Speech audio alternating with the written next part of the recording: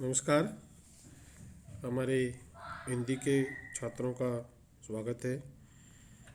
और आज हम बीए प्रथम वर्ष की छात्राओं के लिए अलग आज़ादी जो हमारा कक्षा चल रहा है नाटक पर, उसी पर आगे बात करेंगे। और हमेशा हम कहते हैं कि मूल पुस्तक को पढ़ा जाना चाहिए, शॉर्टकट नहीं अपनाना चाहिए। आप लोगों से भी है कि आप मूल पुस्तक को पढ़ेंगे तो आपको कई प्रश्नों के उत्तर उसी में लिख जाएंगे।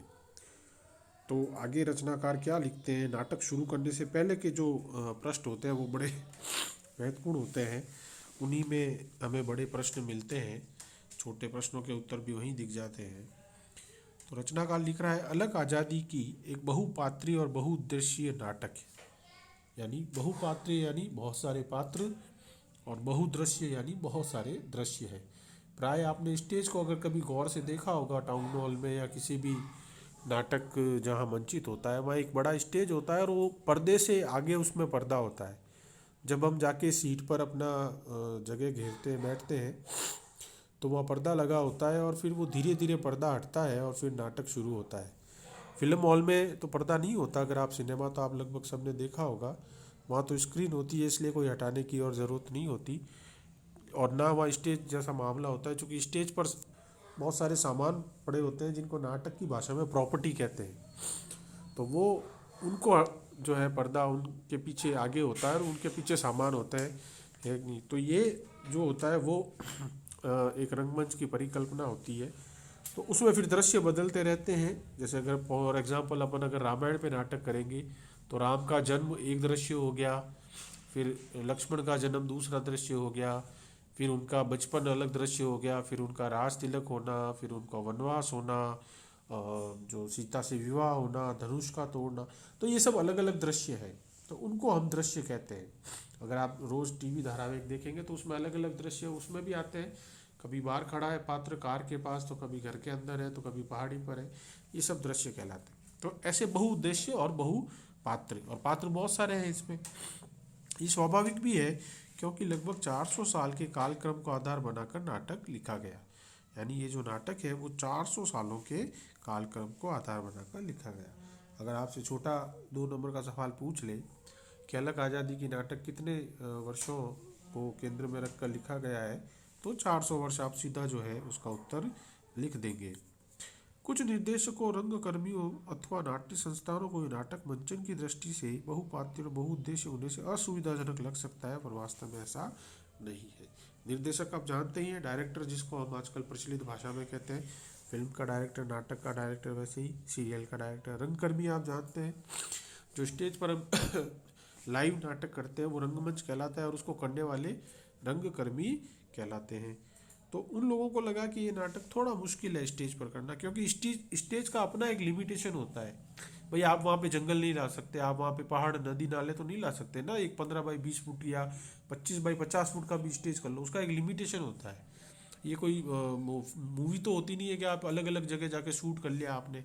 तो नाटक पे एक लिमिटेशन होती है। तो ऐसा कुछ लोग कहते हैं कि इसमें मुश्किल आनी चाहिए। वैसे तो प्रत्येक निर्देशक अपने अपने साधन सुविधाओं या अवधारणा या व्याख्या के अनुसार नाटक की परिकल्पना करता है, किंतु इस नाटक में दृश्य बंद सेट के संबंध में निम्नलिखित टिप्पणी सहायक हो। सेट जो आपको वहाँ पे क्या क्या चीज़ चाहिए कि स्टेज पे ये नाटक करना हो, तो दृश्य बंद उसको हिंदी में कहते हैं, सेट अंग्रेजी में कहते हैं। प्रचलित ज़्यादा आजकल सेट है। वो अपने फिल्मों में भी सुना होगा कि अभिनेता सेट पर पहुंचा या हीरोइन लेट हो गई सेट पर पहुंचते, वो सेट वही वही यहाँ पे अर्थ है। इस नाटक में सेट का होना कोई बाध्यता नहीं है, अर्थात कोई भी सेट ना हो तो भी नाटक का मंचन हो सकता है। नाटककार ने इस नाटक को इतनी खूबसूरती से अलग तरह से लिखा है कि अगर कोई भी वहाँ पर जो है सेट की कोई ज़रूरत नहीं है, आपको कोई ज़्यादा तामझाम नहीं चाहिए।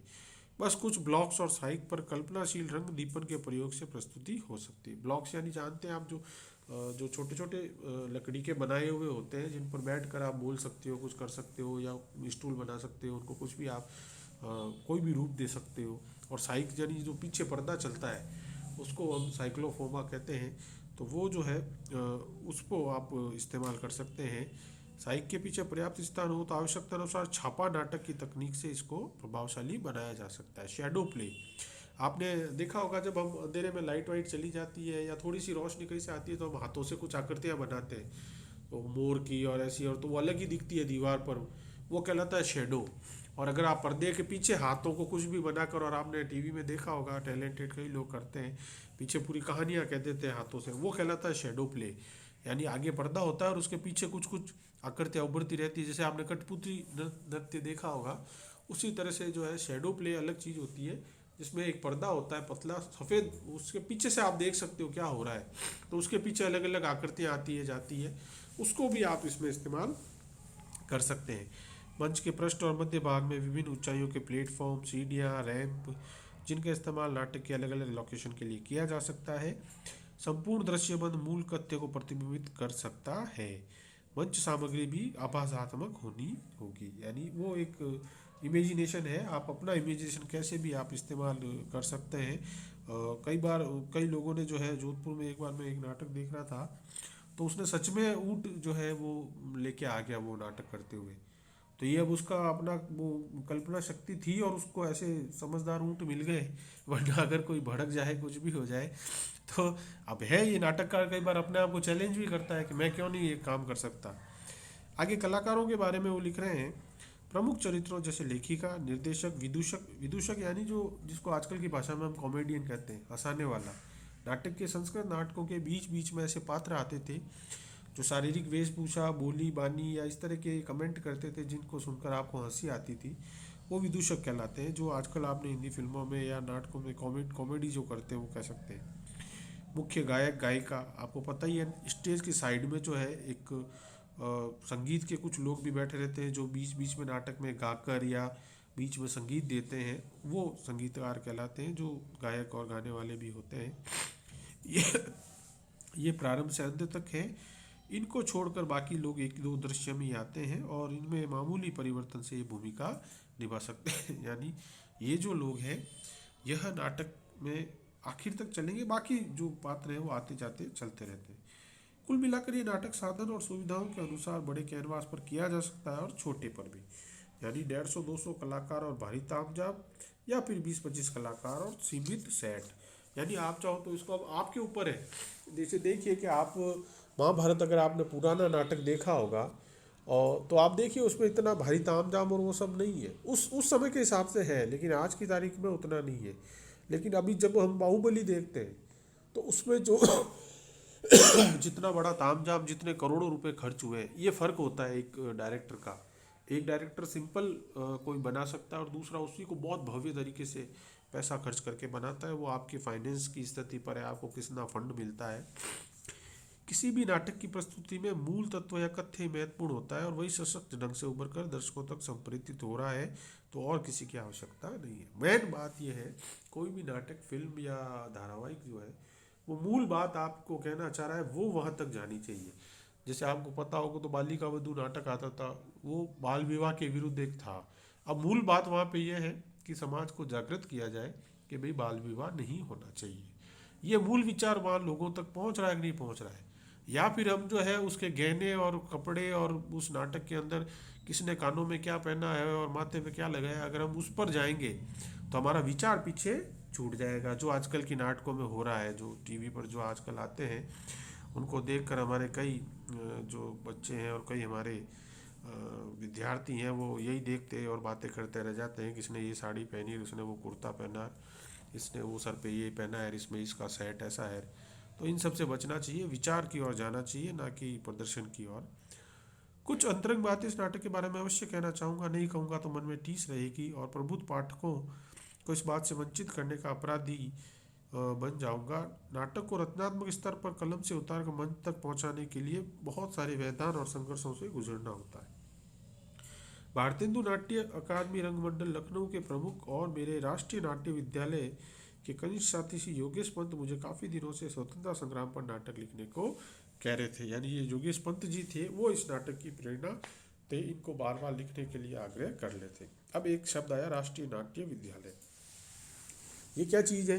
ये भारत में जैसे हर चीज़ का एक कोर्स होता है ना, इंजीनियरिंग के लिए आईआईटी सबसे अच्छा है, मेडिकल के लिए एम्स सबसे अच्छा है, वैसे ही अगर आप अभिनय में कैरियर बनाना चाहते हैं या अभिनय सीखना चाहते हैं, नाटक को बनाना, डायरेक्शन करना और अभिनय करना, ये चीज़ें अगर आप सीखना चाहते हैं तो भारत में सबसे अच्छी जगह है भारतीय नाट्य विद्यालय, राष्ट्रीय नाट्य विद्यालय, एनएसडी, जिसको अंग्रेजी में फेमस शब्द है, नेशनल स्कूल ऑफ ड्रामा।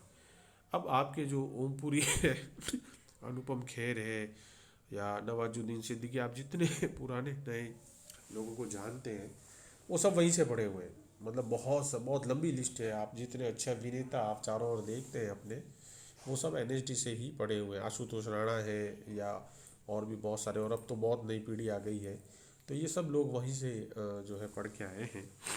और इनके अभिनय को आप देख कर खुद ही समझ सकते हैं वो कितनी अच्छी स्कूल है। तो वहाँ पर ये पढ़े हुए हैं हमारे राइटर। यहाँ तक कि उन्होंने मंचन की संभावित तिथि भी निश्चित कर दी थी, किंतु प्रारंभ में इसको गंभीरता से नहीं लिया। किंतु रंगमंडल में ही 1997-98 के कलाकारों के साक्षात्कारों के समय, जिसमें वरिष्ठ रंगकर्मी निर्देशक BM शाह, साहित्य कला के सचिव शेखर वैष्णवी के साथ मैं चयनकर्ताओं के पैनल में था। मुझे संस्कृति विभाग के पूर्व निर्देशक अनूप चंद पांडे ने बताया कि संस्कृति विभाग द्वारा स्वर्ण जयंती वर्ष के लिए प्रस्तुत किए जाने नाटकों में सबसे पहले मेरा नाटक होगा। यानी ये अनऑफिशियल, मतलब जो ऑफिशियल बातें होती है वो ये कह रहे हैं कि कैसे नाटक को चुना गया और क्या क्या क्या उसके सरकारी प्रोसीजर थे। दिनांक 25-26 अगस्त 1997 को तो एक बार मेरे पाँव से जमीन खिसक गई। प्रतिकूल स्वरूप चेहरे पर कृत्रिम मुस्कान लिए स्वीकृति में सिरे लाने के वाला मेरे पास कोई चारा नहीं था। योगेश पंत मुझ पर दबाव बनाए हुए थे कि मैं जल्दी से स्क्रिप्ट दे दूं ताकि पूर्वाभ्यास किया जा सके। नाटक की कहानी, कौन पात्र क्या डायलॉग बोलेगा, नाटक क्या है, कैसे शुरू होता है, वो सब स्क्रिप्ट होती है। फिल्मों में भी आपने देखा होगा, जो फिल्म बनने से पहले उसकी स्क्रिप्ट लिखी जाती है। स्क्रिप्ट को जो है वो हीरो हीरोइंस को दिया जाता है। और ये बढ़िया आपको आश्चर्य होगा कि हमारे हिंदी फिल्मों की सब स्क्रिप्ट अंग्रेजी में ही लिखी जाती है, पूरा अंग्रेजी में ही किताब के रूप में नोट्स होते हैं ना, जैसे रजिस्टर वैसे होते हैं। और वही हीरो हीरोइन को पढ़ने के लिए दिए जाते हैं कि आप इसको पढ़ लीजिए, समझ लीजिए ये फिल्म क्या है। और वो पढ़ के कई लोग फिल्म, बड़े जिन अभिनेताओं के पास टाइम नहीं है, वो उसको पढ़कर हाँ या ना करते हैं कि नहीं नहीं मुझे तो पढ़ के अच्छा नहीं लगा, आपका आइडिया इतना वो नहीं है। और कई बार लोग उसको पढ़कर ये कर देते हैं कि नहीं ये फिल्म बहुत अच्छी बनेगी, वो स्क्रिप्ट कहलाती है। तो इनको ऊपर दबाव आ गया, आप स्क्रिप्ट बनाओ, इन्होंने लिखा था नहीं उस तरह। अब तक मैं टाल मटोल कर रहा था। प्रदर्शन की तिथियां निश्चित हो जाने पर लगा कि नहीं, मामला गंभीर हो गया है। ये शायद जून का तीसरा या चौथा सप्ताह था और समय बहुत कम। मेरी पोस्टिंग बरेली दूरदर्शन में थी। दूरदर्शन में भी नौकरी होती है, आकाशवाणी में भी होती है, वहाँ भी लोग जाते हैं। तो ये दूरदर्शन में नौकरी करते थे। हम जो अपने राजस्थान के लोग हैं, हम अभी तक वो परंपरागत नौकरियों पर ही हमारा ध्यान है, पटवारी, कांस्टेबल, और हम उन्हीं में सब कुछ मानते हैं। और भी बहुत सारी दुनिया में नौकरियां हैं जिसकी ओर हमारा कम ध्यान जाता है। मेरी पोस्टिंग सोमवार को सुबह जाता और शुक्रवार की रात लखनऊ वापस आता। एक जगह टिक कर लेखन कार्य करने की स्थिति नहीं थी। साथ ही मन में कोई खाका न था। कैसे लिखना है, स्वतंत्र संग्राम का लंबा इतिहास है, संघर्ष और बलिदान की गाथाओं को किन पन्नों पर लिखूं, कैसे चुनूं। योगेश चाहते थे एपिसोडिक नाटक लिखूं ब्रेख्त की शैली में, जिसमें लोक नाट्य के तत्व, गीत संगीत पारंपरिक प्राप्त हो, बढ़िया क्राउड सेंस और कुल मिलाकर भव्य हो। लेकिन समस्या थी कंटेंट क्या होना चाहिए। यानी जो इनके मित्र हैं वो चाह रहे थे कि भव्य तरीके से लिखा जाए, वहीं इनका ये सोचना था कि नहीं, जो विषय वस्तु है, कंटेंट, वो क्या होना चाहिए। इतिहास से मैं अपरिचित नहीं हूँ। विज्ञान का स्नातक होने के बावजूद बचपन में मेरी रुचि इतिहास में रही है। ये नाटककार कह रहा है कि वैसे वो विज्ञान का विद्यार्थी था, लेकिन हिस्ट्री में भी उसकी बड़ी रुचि रही है। और जब भी मेरे हाथ इस विषय की पुस्तक आती, मैं रुचि से पढ़ता। प्रस्तर युग से लेकर आधुनिक युग तक का भारत का इतिहास बहुत ही कम उम्र में पढ़ चुका था। उसके बाद प्रथम विश्व युद्ध, द्वितीय विश्व युद्ध, यूरोप का इतिहास, फ्रांस क्रांति और न जाने क्या कहा। कहना ना होगा कि भारत की गुलामी और उसके स्वतंत्रता संग्राम के लंबे इतिहास से मैं अपरिचित नहीं हूँ। यानी राइटर, ऑब्वियस बात है, हिस्ट्री पे आप जब लिखने जाएंगे तो आपको हिस्ट्री का तो नॉलेज होना ही चाहिए, वरना नाटक कैसे लिखेंगे आप उलूल जुलूल कोई बात लिख देंगे तो लोग हंसेंगे कि आपने क्या नाटक लिखा, आपको हिस्ट्री भी नहीं पढ़ा था क्या आपने। लेकिन सवाल वही था कि इन सबको नाटक में कैसे बांधा जाए। रंगमंच की संभावनाएं हैं तो सीमाएं भी हैं। साथ ही राष्ट्रीय नाट्य विद्यालय में विधिवत निर्देशन का प्रशिक्षण भी प्राप्त किया है, फिर भी मैं इसकी सीमाओं से परिचित हूँ। यानी अब राइटर के सामने ये चैलेंज था कि वो कैसे इतने लंबे इतिहास को, इतने सारे लोग पात्र हुए, उन सबको कैसे एक में लाए और कैसे बांधे, तो इन सब पे भी अपन आगे बात करेंगे कि रचनाकार क्या सोचता है।